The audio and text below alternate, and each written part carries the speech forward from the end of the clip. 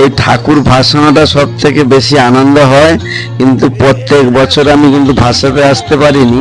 এইবারে আমি বলে এসেছি যে আমি কিন্তু তাড়াতাড়ি পালিয়ে আসবো, আমার প্রোগ্রাম আছে, ঠিক আছে? তার জন্য আমি এসেছি, খেয়ে দিয়ে আমি পালিয়ে যাব, সবাইকে খাইয়ে দিয়ে আমি পালিয়ে যাব।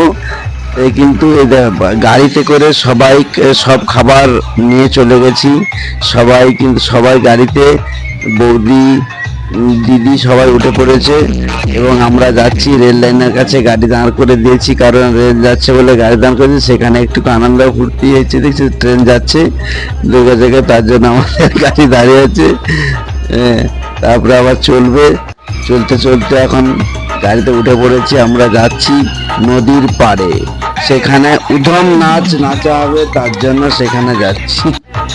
সবাই যাচ্ছি, দেখে তো গাড়িতে সবাই আছে, বস শুধু আমি নেই, গাড়িতে ভিতরে বসে বসে আনন্দ নিচ্ছি আর তারা বক্সের সামনে লাশ দিচ্ছে।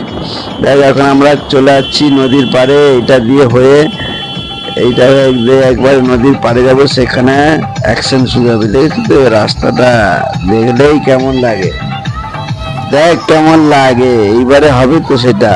চলো নদীর পাড়ে, সেখানেই হবে, দেখ কেমন লাগে।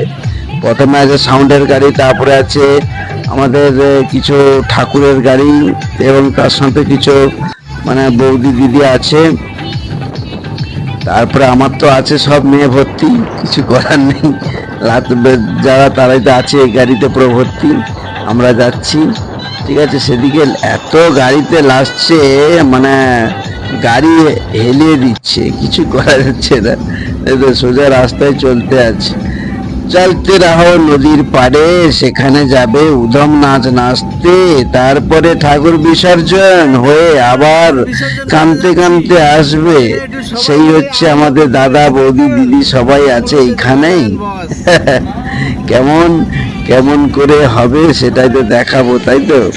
চলে এলাম নদীর পাড়ে, কত সুন্দর নদীর পাড়, কত সুন্দর আওয়াজ, কত সুন্দর রোদ, খড়খড়ে রোদ, গায়ের ঘাম বেরিয়ে যাচ্ছে ঝরঝরে করে।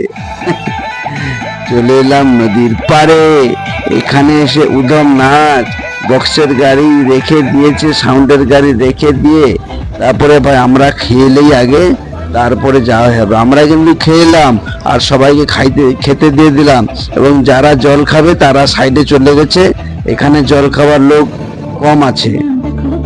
আগে আমরা খেলাম, তারপরে যে নাচার নাচবে, কারণ আমি যা বলে দিচ্ছি আমি তাড়াতাড়ি পালিয়ে যাবো, তোমরা কে খাবে তো খেয়ে নাও, তার জন্য কিন্তু সবাই খেয়ে নিলে, জানো তো? নাহলে কিন্তু এত তাড়াতাড়ি খাবার সময় না, ঠাকুর বিসর্জন হয়নি, এখন খাবে না।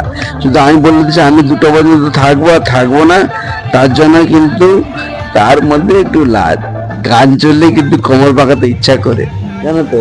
এই হচ্ছে, সবাইকে আমি খেতে দিয়ে দিচ্ছি, সবাইকে খেতে দিয়ে আমি খেয়ে সোজা পালিয়ে যাব। আমার বাবু ঠাকুরের ভাড়া আছে, এখানে দেরি করলে ওদের কিন্তু বিকাল 5টা বেজে যাবে ওদের কাজ শেষ হতে, ঠাকুর বিসর্জন করতে বিকাল 5টা বেজে যাবেই।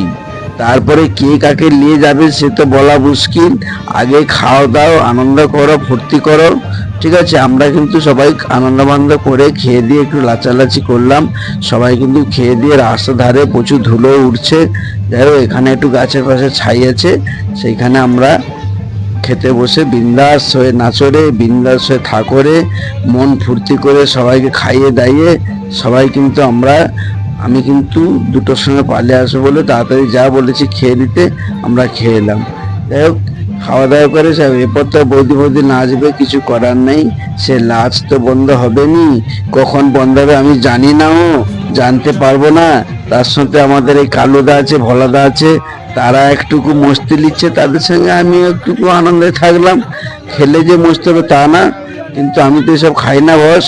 যাই হোক কিন্তু সবার সঙ্গে মস্তি আনন্দ বলছে, দাদা একটা ফটো তুললাম, এবারে বৌদিদের সঙ্গে একটুকু নাচলাম, আনন্দ করলো, ভিডিও করলাম, সব দিক দিয়ে হলো। যাই হোক কম বেশি এই কিছু কেমন হয়েছে একটুকু বলবেন কমেন্টে, জানো তো? এবং আমি চলে এলাম, এরপর ঠাকুরের বিসর্জন করতে পারলাম না, কারণ আমি তো 2টোর সময় চলে এসেছি, 2টো পর্যন্ত